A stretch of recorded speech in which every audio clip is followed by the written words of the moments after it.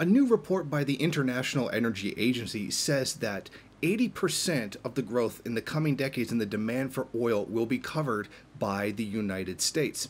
And this will leave the rest of it to Canada, Brazil, and Norway, which means that the OPEC countries, the traditional suppliers of oil to the world, will be almost completely pushed out of the market. Indeed, the IEA's new report paints a pretty gloomy picture for the OPEC members who are hoping to phase out their supply cuts after this year. With non-OPEC supply rising quickly, particularly in the US, OPEC may struggle to figure out a way to increase output without pushing down prices, according to the IEA's analysis. The IEA sees demand for OPEC oil actually declining in absolute terms over the next few years, as it is edged out of the market by non-OPEC supply. OPEC production only grows by 750,000 barrels per day through 2023, under the Energy Agency's forecast, although that takes into account the 700,000 barrel per day decline in Venezuela. The bottom line is that the IEA sees oil demand rising by 6.9 million barrels per day by 2023, with more than half of those increases coming from China and India. Meanwhile, supply grows about 6.4 million barrels a day, with a whopping 3.7 million barrels a day coming from the US, and nearly 60% of the total global supply increase. Now, this is actually bad news for Canada, who largely supplies oil through the Alberta tar sands. Essentially, what's going on in the U.S. is that they're increasing production of shale oil, which the oil comes from a particular type of rock. Whereas in Canada, it comes from tar sands, which must be processed to a far greater degree than the oil that comes out in the U.S. In other words, the U.S. oil is going to be far more cost-effective than the oil coming out of Canada, and that's going to be very harmful for the Canadian economy.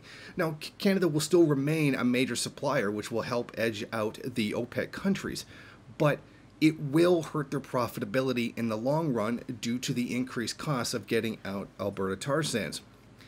Now, what we see very clearly here is the U.S. coming to dominate the global oil market.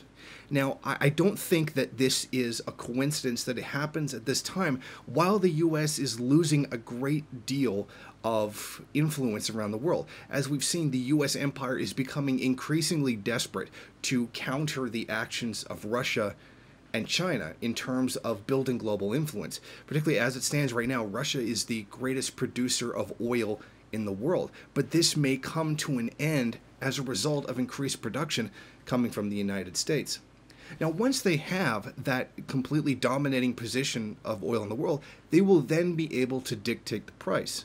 They can lower it or raise it whenever they want. And they can do this to harm countries like Russia and, more specifically, to harm countries like Venezuela.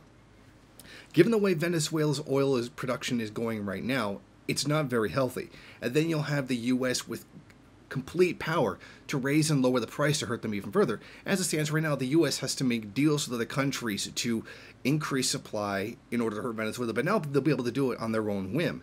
And nobody will be able to do anything about it because they'll control 80% of the market, which means the rest of the market will be unable to keep up with that supply. Now, there's also questions of profitability and being able to keep them up with any kind of reduction in supply that the United States might carry out.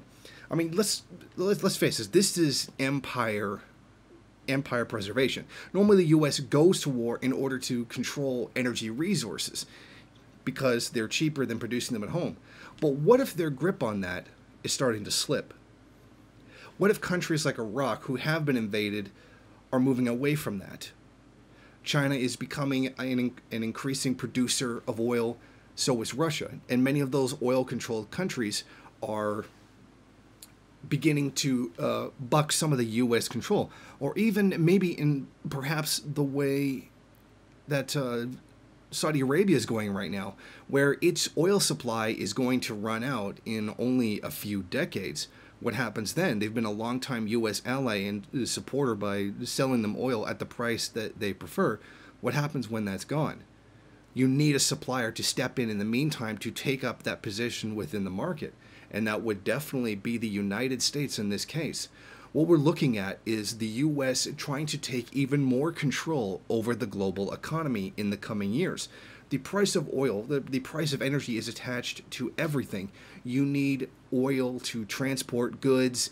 You need oil to heat a lot of housing. And those two things alone, and particularly with regards to gasoline, are connected to absolutely everything. Everything needs to be transported at some point or another along the supply chain of, from producer to customer.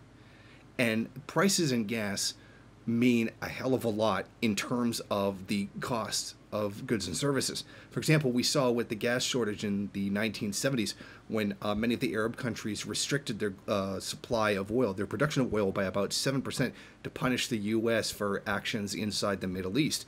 That caused an increase in the price of oil and astronomically increased the price in a lot of goods and services, leading to inflation.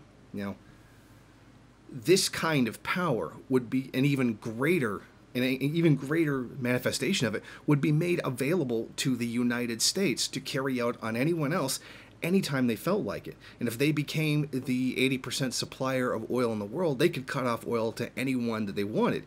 It would be easier not to give oil to people than to create deals and make demands on other countries not to sell them oil. So I think this is definitely a power grab by the United States, who definitely sees a lot of their power waning, particularly in the Middle East and Asia, as Russia and China rise to compete with them. So this may become the next great battleground between OPEC countries and the United States over the future of oil production. Thank you for watching. If you like this program, then please head over to my Patreon page and set up a monthly donation. It's your donations that keep this program running. Also, if you would like, please rate, comment, subscribe, and share in various social media.